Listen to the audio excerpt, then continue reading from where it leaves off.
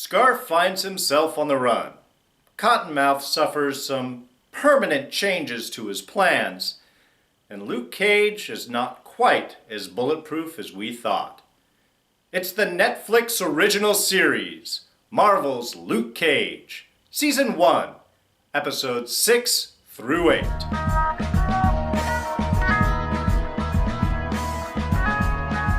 Hey everyone, D here, and welcome to our continuing coverage of the awesome Netflix series, Luke Cage. So, there are spoilers ahead, just so you've been warned. Alright, so let's start off with Episode 6, Suckas Need Bodyguards. And with this, from the opening moments, Luke Cage is becoming the center of the Marvel Universe. Really, with the amount of reference material that we have, people showing up, it really is becoming... Again, it's really showing how much in the MCU everything is connected. Because we're opening this episode, of course, with Trish. And Trish talks from Jessica Jones. And she is talking about Luke Cage. I think it's a perfect way to sort of blend those series in. We've got a radio personality now talking about the events in Harlem. Because, of course, Luke has gone public. And this really starts to set him off different from many of the other heroes. I mean, Daredevil has a mask. Jessica Jones doesn't really want to be involved with anything.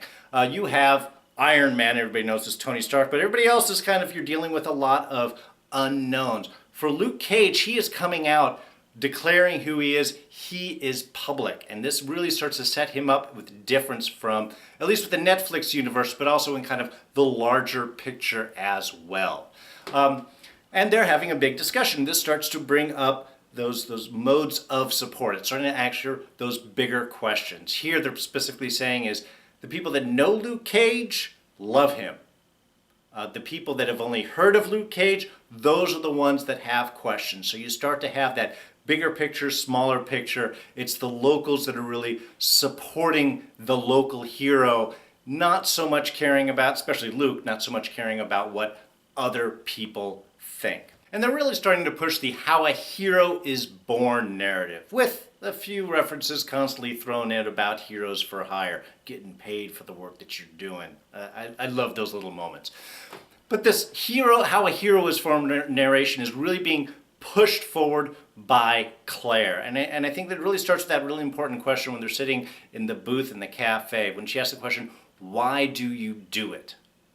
Now, I was really expecting there to be a response more along the lines of like, why does Claire a nurse? Because it's something that she has to do. You know, why does Luke do it? Because he feels that this is something that he has to do. He can't let injustice go. They kind of sidestep that question there with the response of, well, you know, when you help someone, you just want to kind of find out how they are afterwards. I think that gave a little pregnant pause right there in the conversation that could have opened that door. But I think that's really what they were sort of alluding to and implying with that question.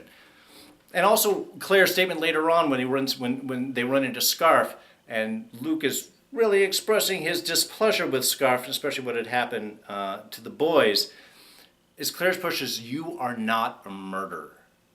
And really pointing out and reminding him straight of his time in Seagate and the fact that he was framed for a crime, but he wasn't actually a criminal. And I think this all really formulates who Luke is, what kind of hero that he is going to be. That he is somebody that can't sidestep help. This is somebody that has to help people when they are in trouble. But he's not a murderer. He doesn't go to extremes. He turns things into the cops, which is something I think, honestly, the MCU needs a lot more of. One of the main critiques that I have with the MCU is they're constantly killing off their villains.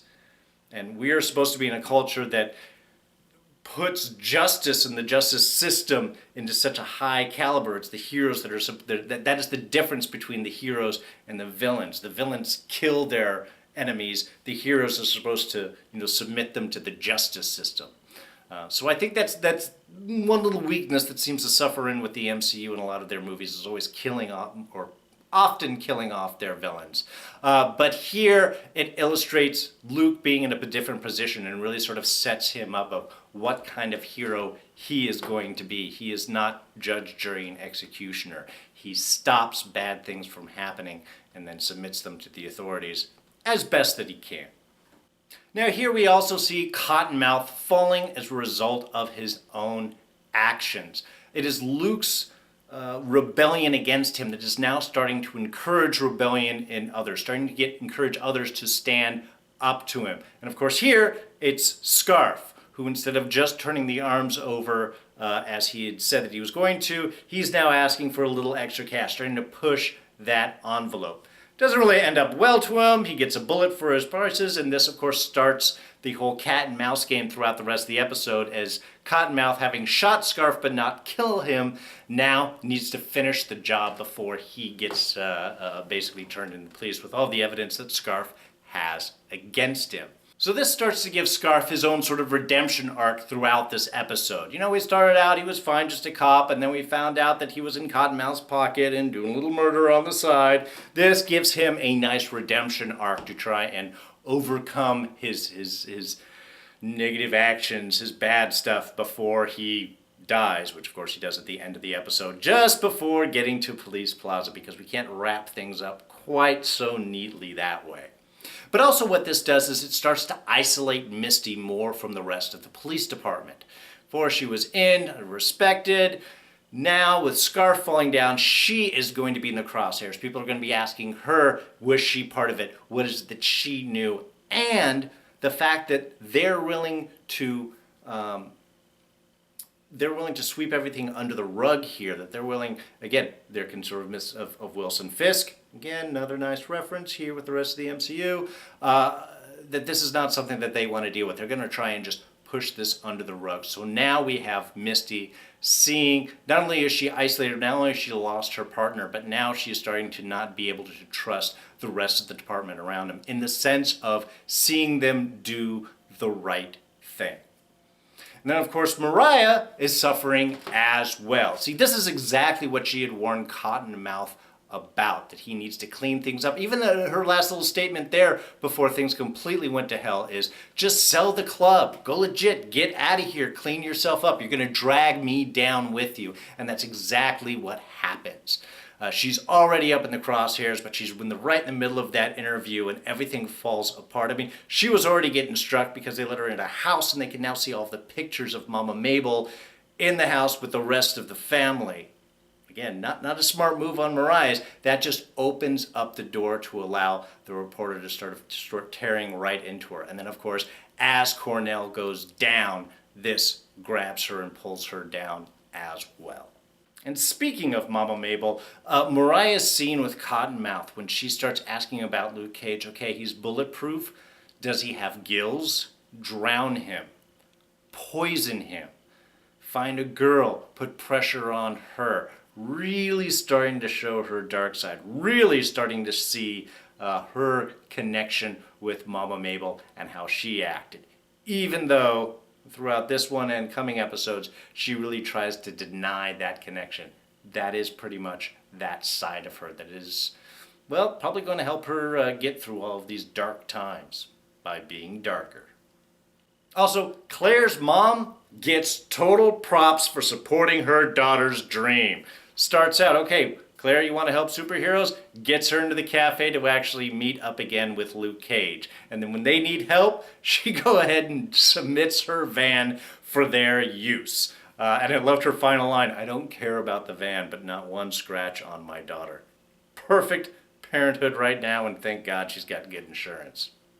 Hopefully she's got good insurance. She should know, right? All right, and on to episode 7. Manifest, where we deal with the fall of Cornell Stokes. Well, sort of the fall. Well, kind of two falls. Anyway, first off, did you notice that Cornell's lawyer is Wilson Fisk's lawyer? Powerful men have powerful lawyers, and again, continuing that awesome connections that they've been doing with this show. I got such a kick out of that. But fallout, Misty's captain loses her job. She's out of there because of the whole Scarfe thing, and that brings in internal affairs, which is now going to start looking into Misty. Now, Misty knows the internal affairs captain. He used to be her lieutenant prior, but that may not really mean a whole lot with things going forward. Not when you're dealing with AI and the amount of focus that's being put on Misty right now. Mariah loses her council seat. Not really unexpected. You got too much negative publicity that's going on, starting to look bad on the party. I love how it's just the politicians just gathering around themselves. Even when her friend sort of shows up there like, I'm here as a friend and I want you to give me your seat. And then I'll help you out. Yeah, it's not really what Mariah is looking for. And of course, we get some great backstory on the family itself. We get to look back at Mama Mabel in this episode and get to see a young Cornell Stokes and his initial aspirations of becoming a musician, being supported by his Uncle Pete. And then, of course, we've got Mariah doing all of her studies. Anyway, it was just, with all of that, I did love seeing the nice background there with Mama Mabel and just sort of seeing how everything was. How even Pete was sort of trying to support Cottonmouth Cornell's musical ability, had great talent, but Mabel really pulling him back into the family business. You were a man, you're going to have to learn to do man's things. And of course, as that eventually all plays out towards the end, where we find out that Cornell really first getting his hands wet, not only first with Pete, and then later on taking care of Pete, we find out that he kind of crossed Mama Mabel. Family first, as the continuing theme throughout this episode is. But it's Cornell's revelation that he knows Luke Cage's real name. He knows that Luke is Carl Lucas, that really starts to change the direction of this episode. One, it's the first real threat that Luke has had. Of course, he's bulletproof, you can't physically hurt him, but you could threaten him in the sense of going back to prison. That's certainly something he does not want to do. First framed and then as an escaped convict. Not something that he wants to go back with. So this really puts him on that urge to run, which is thankfully quickly countered by Claire with her great support and mentioning of, well, if you get in too much trouble, I do know a lawyer, Murdoch. Another sly reference, but again, nice. I love these continual little bits. But this gets him to do that nice big encounter with Domingo. Great fight scene, mopping everyone up. Definitely must be tired of buying new clothes. But I love the final little bit with Domingo. Again, he doesn't beat Domingo up, he just tells him that story. I could do this, and then you could get there. And as the water's full in your lungs, you may just ask yourself, why didn't I just give Luke Cage the guns? Just beautiful. And again, we also have the guns, our further MCU tie-in, because that is all Justin Hammer's work. So again, I know I keep hitting this, but I really do appreciate the fact that they are fitting in so many references in with this show. Then we have Shades. And I just want to take a moment to... I'm really, really enjoying the Shades character. Primarily, Shades reminds me of an evil Phil Coulson. His mannerisms, the way he talks, the way that he interacts is very much if Phil Coulson went evil. If Phil Coulson decided instead of supporting S.H.I.E.L.D. that he wanted to work for Hydra or any other criminal organization, I think this would be the role that Phil would take as that advisor. Because he's always calm. He doesn't really raise his voice. He doesn't do anything. And he knows, he really sees into people. So constantly whenever I see Shades, I'm thinking evil Phil Coulson here. And he's got that great scene with Mariah, who's really starting to build her up. He's starting to see how Cottonmouth isn't holding it all together. And now he's going for his second take, which is Mariah, and really starting to bolster her up, really kind of encourage her, show her the possibilities of where she could go. And I think that this is what directly led to that last big confrontation with Cottonmouth. Because of course Mariah is upset and wants her seat back on the council, though that's not going to happen. That's just the way that politics are. But you can start to see how things can really be turned around. Cottonmouth, on the other hand, very self-secure, very arrogant in his position, and that ends up being his downfall because he makes that reference back to Uncle Pete. And we saw that in that last little flashback episode, how Uncle Pete was looking back at Mariah and saying, well, didn't we have good times together? You were laughing, it was all right. Where she obviously had something against it as Cottonmouth reiterates the whole referral to Uncle Pete. There was definitely some darkness that happened between the two of them. There was definitely okay, we all know what we're talking about here, okay? And I think that definitely happened because that sent her off, and that's what caused her to attack Cottonmouth and led to Cottonmouth's eventual death.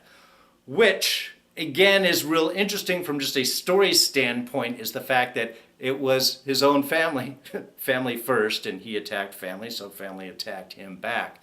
But again, this wasn't something that Cage did. This wasn't a big battle or encounter in that way. This was just, making family angry, saying the wrong thing at the wrong time and suffering the effects. And of course, again, there is that so much of Mama Mabel in Mariah. Not only did she hit him over the head with a bottle and knock him out a window, but then went downstairs, picked up a microphone stand and bashed him until he was dead. So that is really showing the level of darkness, and that, of course, is showing what Shades had seen in her. So when he shows up to help clean up the mess, and of course frame Luke Cage for it, a lot of damage, no blood from an intruder. This is what it has to be. It could only be Luke Cage. Is kind of a perfect way. It cleans up multiple problems all at the same time. For Shades, it gets rid of Cottonmouth, puts him in the position of taking over the club, elevates Mariah, and has Mariah's support from Cottonmouth, sort of links the two of them together, and could potentially get rid of Luke Cage.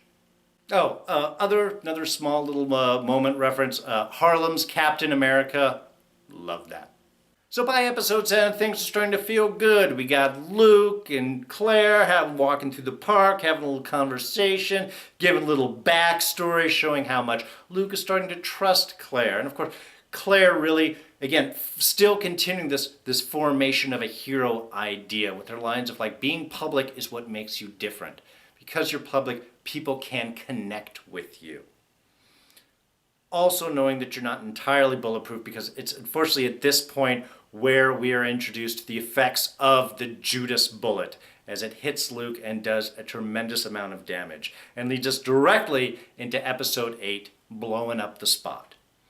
And here we get introduced to Willis Stryker, old friend of Luke Cage, who not only is responsible for setting him up, for framing him and sending him to prison, but is also known by the moniker Diamondback. Yes, Luke's old friend, raised with him, is who has been causing all the problems in his life. That's a nice little story loop, really kind of brings everything together. So here we are starting to see more of the fall of Luke himself from various aspects. We have the whole framing thing that's going on over at the club. And even with Misty's investigation in on that, she is starting to see that something isn't right. I mean, Mariah is way too smooth to have just found her dead brother.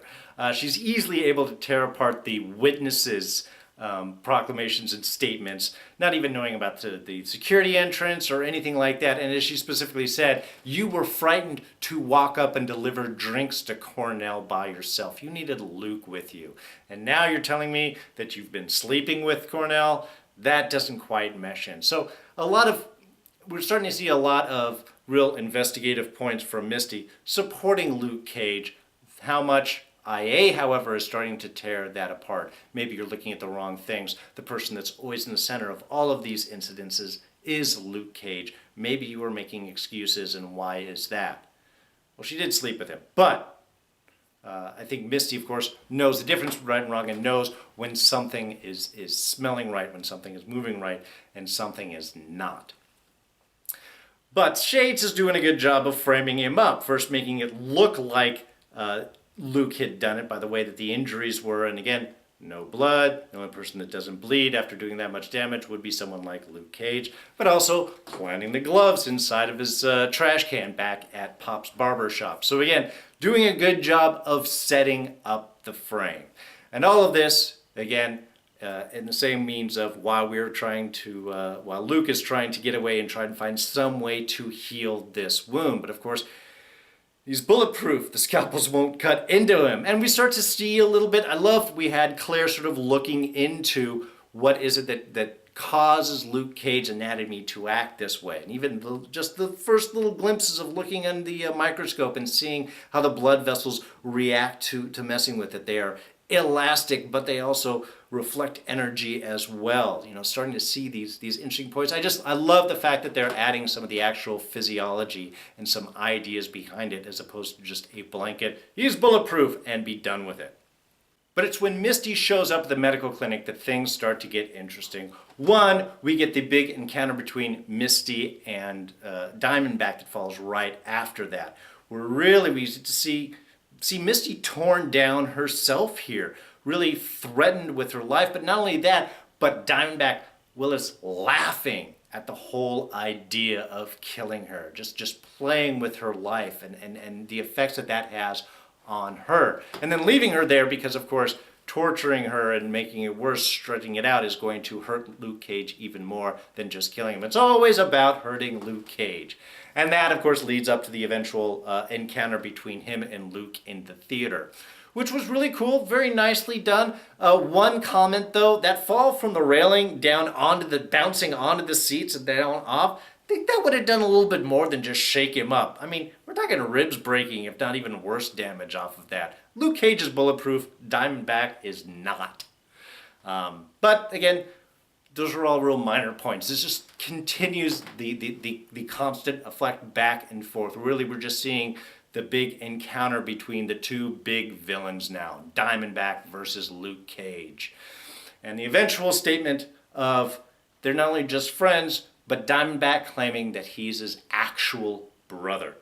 And that's something that is really going to affect Luke later on, assuming that he lives, because of course then we have that final scene on the street, Luke versus Diamondback, and that last shot which takes Luke out and deposits him rather conveniently in the back of a trash truck. Okay, that was a bit much, you have to admit that. Nothing else on the street, didn't go down, but knocks him in the trash truck, which conveniently carries him off and away. So that is going to wrap up our coverage of these 3 episodes of Luke Cage. We have 5 more coming up ahead, so we'll be wrapping those up probably in the next week or so. So if you did enjoy this review, go ahead and hit that like button. You can hit the subscribe button right here. Come back for the rest of these reviews, as well as those of Westworld, Agents of S.H.I.E.L.D., and we have The Walking Dead returning this Sunday, the 23rd. So that I'm really looking forward to. Come back and check that out. Hit the subscribe button. You won't miss any of it. Comments, thoughts, sections. What did you think about these episodes? How do you like the little MCU connections? Are they overly done? Are they not done enough? Or do you not care about them? You can go ahead and throw any of those thoughts down in the comments section below. I'll get back to you. We'll start a little dialogue going.